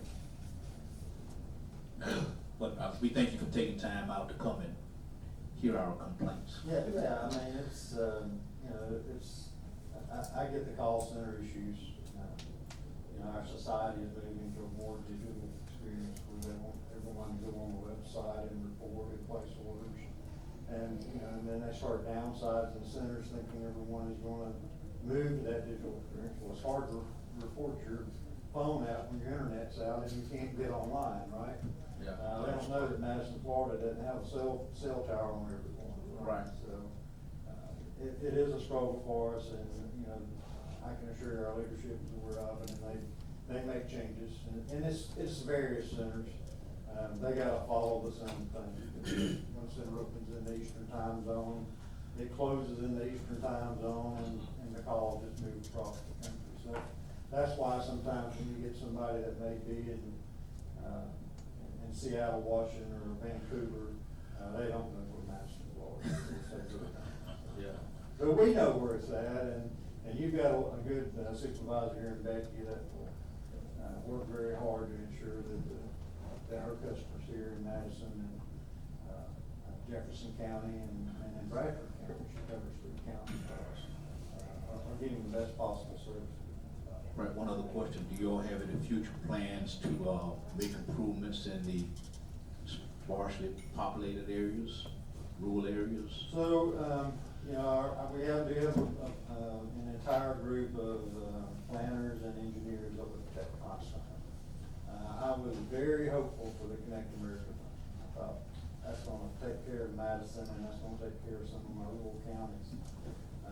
But some of the guidelines they put in there was like, has to serve 90% of the population in that area with 25 measure group to be able to get the connection funds. And even that wasn't enough to cover the high cost of those books. Now, we'll tell you, we do have an entire group, and I'll offer this up to the commission, to set up a meeting with this gentleman and Mr. Kaufman, and we can reach out to various neighborhoods to try to bring together what a plan might look like. But we're always looking for partnerships with our local governments to try to find a way to fund these type of activities. CenturyLink providing funding, getting some from Connect America Fund, and then possibly getting grants written by the local governments to do this. So, you know, I'll be glad to set up a meeting with this gentleman, and then, Mr. Kaufman can reach out to community leaders and we can come together and put something together like that, if that's okay with you. Sure. Thank you. We thank you. Yes. I just had a couple of questions. Yes. And probably piggybacking off Commissioner Moore's comments. So do y'all have anything on your board or short-term, long-term plans for improving the infrastructure? Expanding broadband or? That's really what I was referencing. If I misunderstood your question, Well, I No, think that's- that's the same thing. yeah, same thing. Pretty much, Yeah. you know, because right now your infrastructure, I just can been there a while. Yes, sir. When I first came on the board, I knew there was a line out on 6 that laid on top of the ground for a year or two before it finally ever was put back down again. Stitch was calling in, and the phone line's going dead all the time. I got a specific issue at the intersection of 255 and State Road 6, where right on the edge of the right-of-way, there's I'm gonna call it a station, substation, or whatever y'all call it, all the cans and, infrastructure sitting there. Apparently, they sprayed and killed all the trees around it, and they started falling all over the equipment and on my constituent's property. And she calls and tries to get something done about it, to the point she's telling me that we're just being flat out rude about it, and we're not gonna do anything. I spoke to that lady. Those trees are about 40 feet in her property. They're not 40 feet. I was there, I measured them. I got the photographs in the file I've got from 2 pictures years too. ago when the tree, nothing we did damaged those trees. And it's a cross connect, it's a small little cross connect, all is a little cross connect box. So nothing we had would go in there and damage the tree. She sent me and said she wanted trees that were so far back on her property, we wouldn't have come to. She had dead trees in her property she wanted me to have removed. And I told her we weren't gonna do that. Well, I know for a fact that the tree limbs were falling out and falling on your equipment, that I had to ask our county manager to go out there and clean up off of our right of way. And that's what we did. So it wasn't that far that the limbs were falling out over on top of I've got pictures of it Well, falling. these are big trees, these aren't little twigs. Oh, I know. These are large trees, and large trees have a large coverage. So you're gonna have some that come out, but I did speak with that lady, and I'm just gonna leave it at that, I'm not gonna go any further with the conversation with her. But the trees that were damaged were not damaged by us, she wanted us to come in, she wanted me to hire somebody to come in and clear that piece of property, and we're just not gonna do it, because it wasn't something we did. And it wasn't anything that was related to our facilities being placed there. She thought that the facilities once placed, with the cables and everything, at that point damaged the root structure that went back and started damaging all these trees. And that was not the point. I agree with that. That was not the point at the time. So that's been explained and all that as far as that goes. That was 2 years ago, I think, when I talked to her, approximately. And then when I spoke to Becky and them a couple weeks ago about this, we discussed that station, and they said that they had not sprayed any herbicide, and that's what the lady Well, she thought was was thinking, that they had. she was thinking that herbicide sprayed, I wasn't Right. thinking that that happened or didn't happen. Right, but it wasn't anything that they apparently did that caused the trees to die. You know, it may have been Tri-County. Are there any power lines in that area? On that side of the road. So we use a granulated type of herbicide, a little small pouch, and it bleaches down, it doesn't really run off in order to do the kind of damage that you're talking about. That's what we use, is just a granular herbicide, so that we can, it's time release, so we get a little bit of help all year long, and try to keep it down, so the mowers don't get them. Well, I think, and I think, go ahead. I just gonna make, I think the biggest problem that I'm having with our, back in District 5 is the continuing service, and whenever the service does go down, then, and I've had it happen to me, not only with CenturyLink, but just any other utility. They tell you, we'll be there between this time and this time, and then they don't show or don't say anything, or, and then they call you and tell you it's not gonna be, now it's gonna be this afternoon, or now it's gonna be the next day. It's just not being reliable whenever they schedule it within the time frame that you would expect, for that utility. And it's not just CenturyLink, I've had personally had issues with others than just CenturyLink too, but I think that goes a long way. If they tell you they're gonna be there and they're gonna do something, then you expect it to happen. And, you know, I think in 2017, I think Christie and Jim may have come before this commission, and we were gonna do a new dispatch system at that time. I believe just about all you gentlemen were here then, so, you know, the dispatch system has improved. Back, prior to this dispatch system we have now, when we did see one of these commitments, nothing happened, didn't know, we didn't show up. Now, at least with this one, if something happens, we get a cable cut, higher outage, we got a way of communicating with our customers, let them know, hey, your repair has been delayed. We still got you, we're gonna get you as soon as possible. If for some reason, we have a really severe electrical storm, that, puts a lot of customers in a position where we can't meet that commitment that day, we reschedule those the next day or at the next, earliest convenience for the customer. But I do understand what you're saying there, it's inconvenient, for our customers, a lot of them have taken off work. When we do surveys with our customers, that's one of the things they tell us, if you tell me you're gonna be there, be there. That's one of the biggest things. We're improving in that area. I appreciate your time coming in. Yes, sir. Yes, sir, I'll leave my business. You don't get that a lot. I'll leave my business card with Mr. Coffin, if y'all have any issues, always reach out to me with that. All right, thank you for coming. Thank you, Mr. Tom. Appreciate it. All right, we'll move on down to number 6, renewal of the airport lease. Or non-renewal. Mr. Chairman, that lease that we have, it runs for 3 years, and so it will end at the, beginning of this coming, not fiscal year, but December 31st, I think it ends. And we wanted to just go ahead and start the discussion, and I think that's what the board had asked during our budget workshops here recently, is to start putting it out to see if there was gonna be, any interest from the public of continuing that lease. We were subleasing it to a crop duster, who was working in the county, and this last year, he backed out of that sublease. He's not spraying over here anymore. So we don't know if there's anybody really having any use of the facility. So we wanted to kind of put this on the agenda and let the board talk about it. Mr. Chair? Yes. And I reached out to a couple of our ag businesses in my district, and they're aware that the lease was running out, and they've made other arrangements already, so he told me, one of them told me that if we don't renew it, it's not gonna be detrimental to them. So did I understand you say that it automatically expires at December 31st? Yes, sir, it would, yeah. Well, that'd be my motion, Mr. Chair, that it automatically expire.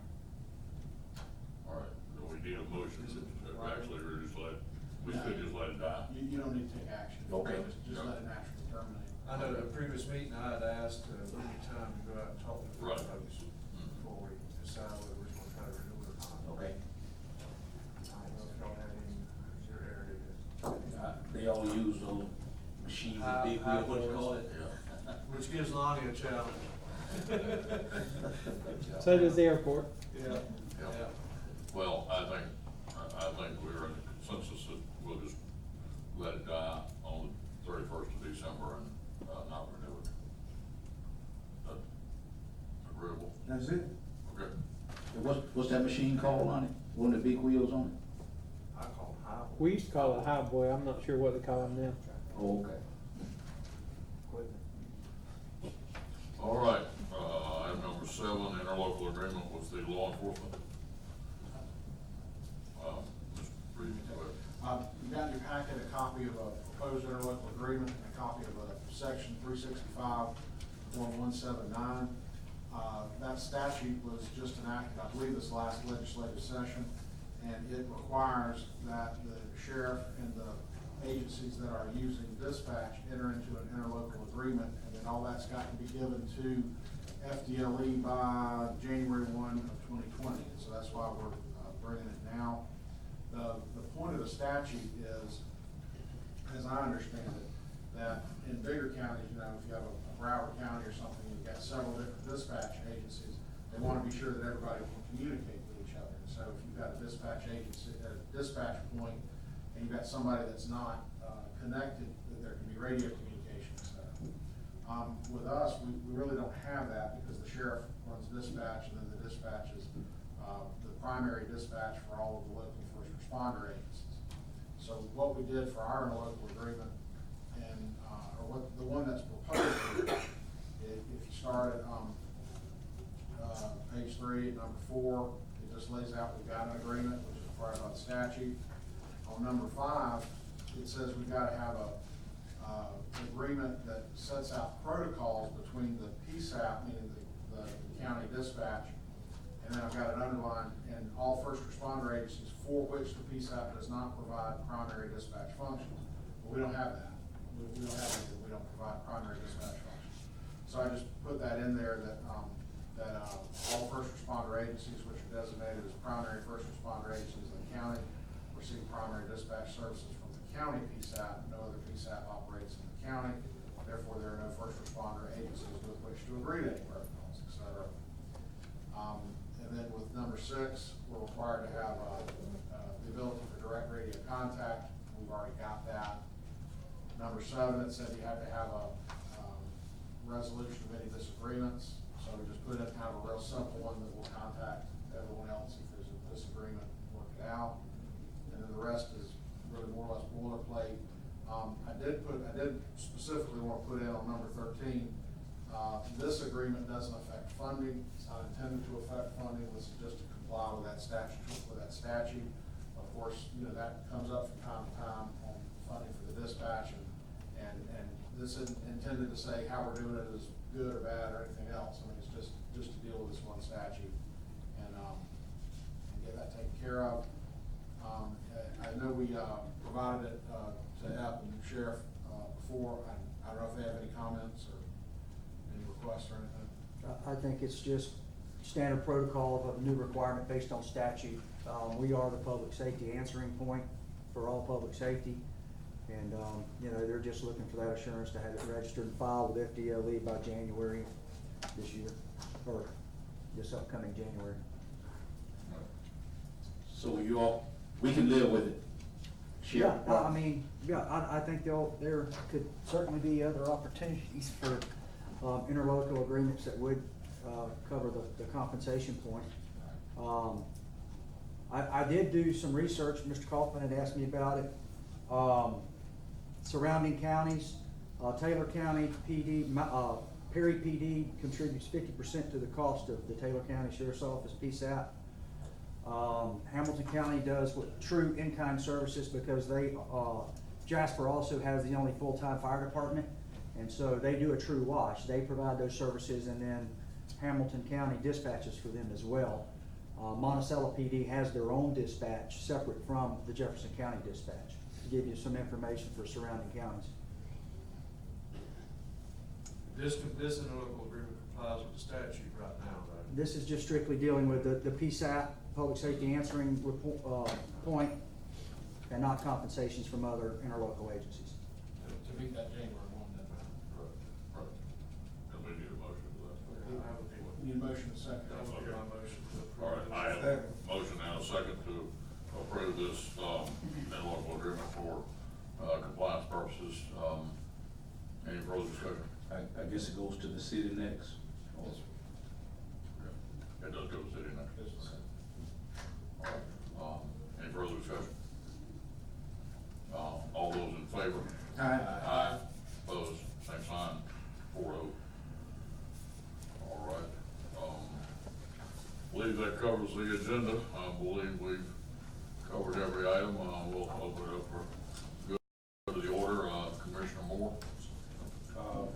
Mr. Chair, just one item, the senior citizens building, the 100-year-old building has been completely demolished. I stopped by the city councilman last night, and they were in the process of finishing up the slab. And I guess they might get that sometime in the near future. Yes, sir. Okay. But county did a good job on that. Yes, Mr. Kaufman and I were in Tallahassee yesterday, and I'm letting him speak to that. We met with Secretary of the Department of Transportation and his chief engineer, along with Derek, our lobbyist, and when we came back through Greenville, where they could finish it up there. It looked real good. So, Mr. Martin? Yeah, I have. All No, sir, I don't believe so. All right. And, Mr. Coffin? No, sir, you didn't leave me anything. You took my one thing, we went to Tallahassee, but, We did. we, That's all right. we did go over, just to add a little bit to it, we did meet with, Kevin, Tebow, the Secretary of Transportation for the state of Florida, and his engineer, his head engineer, and, told him of our desires, to encourage them to consider Madison County for the toll road, to interact with, I-10. And, so we appreciated that opportunity to talk with him and about that it would lessen impacts on wetlands, it would follow existing corridors and do a lot of the things that the task force is looking for.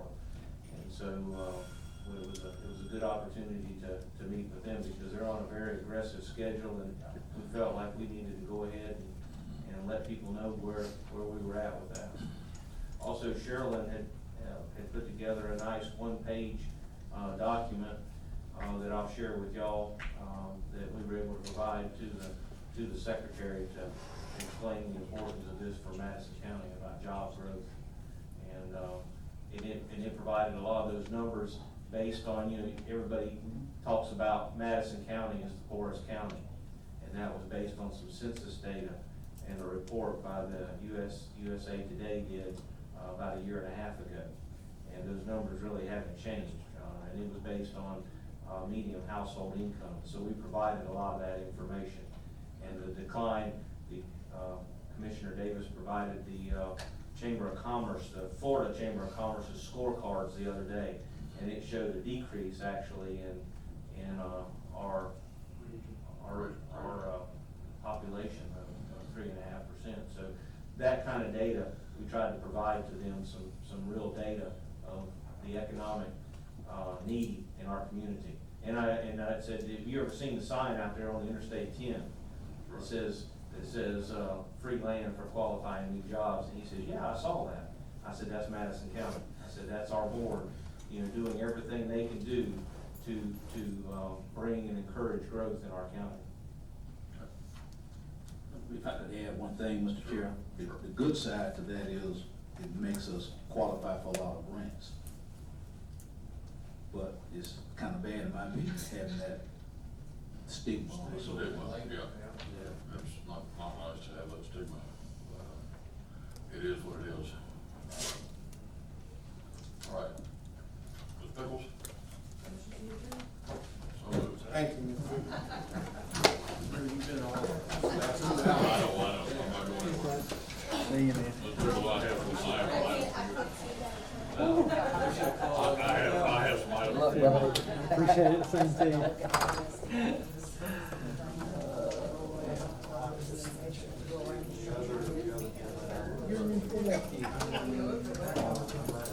There you go.